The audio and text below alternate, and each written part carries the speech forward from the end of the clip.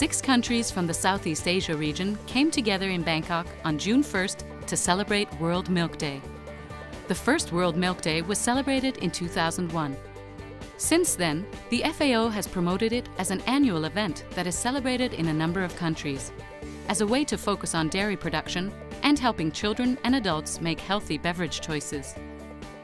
The celebrations this year consisted of a public event to raise awareness on the importance of milk drinking and a technical symposium on selected issues affecting the dairy sector. Dr. Yukol Limnamthong, Thailand's Deputy Prime Minister and the Minister of Agriculture and Cooperatives, and Mr. Vili Foivao, Deputy Regional Representative for Asia and the Pacific of the Food and Agriculture Organization of the United Nations, graced the occasion. Within Asia also there is a changing landscape. Presentations and panel discussions were held to examine the changing dairy landscape in Southeast Asia and the challenges and opportunities for livestock and dairy sector in the region. Various studies have confirmed that children who drink milk have superior overall nutrient intake compared with children who do not drink milk. Milk production is being driven primarily by the region. And when I say Asia region, of course it includes East Asia, South Asia, and Southeast Asia. And over the last 30 years, actually the share in global production has more than doubled.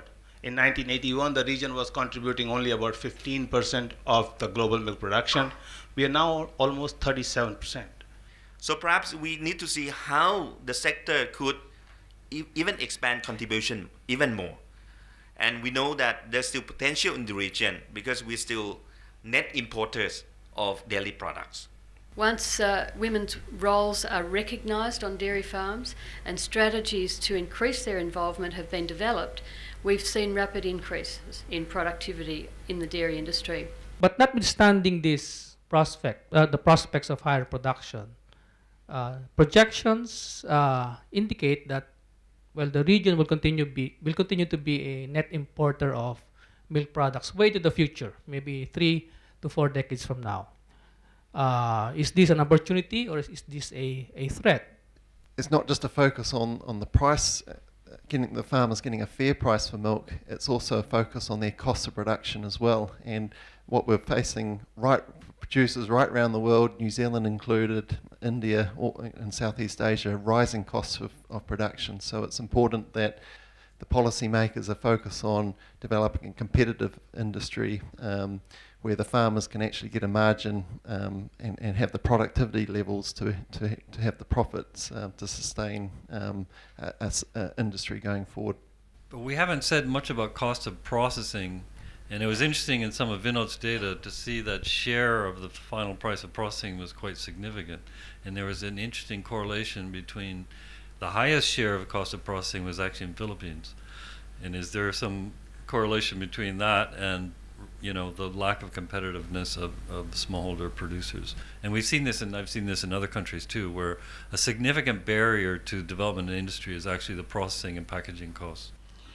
It is not only the presence of these nutrients that makes milk an important food. In fact, it is the type of nutrients that are present in this food. For instance, if you talk about calcium and phosphorus present in milk, they are unusually high.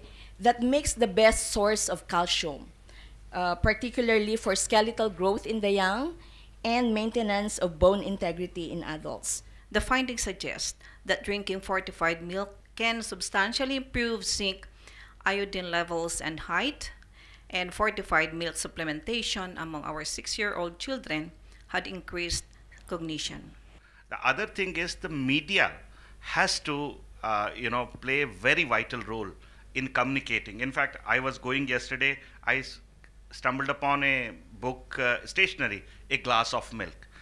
Very small messages if we can give to the people. And in the forenoon session, school milk program can be very vital in this exercise, because when these girls or boys will drink milk, they will ensure that when they grow up, they will be healthy, and then they will realize and then communicate the same thing to their children as well.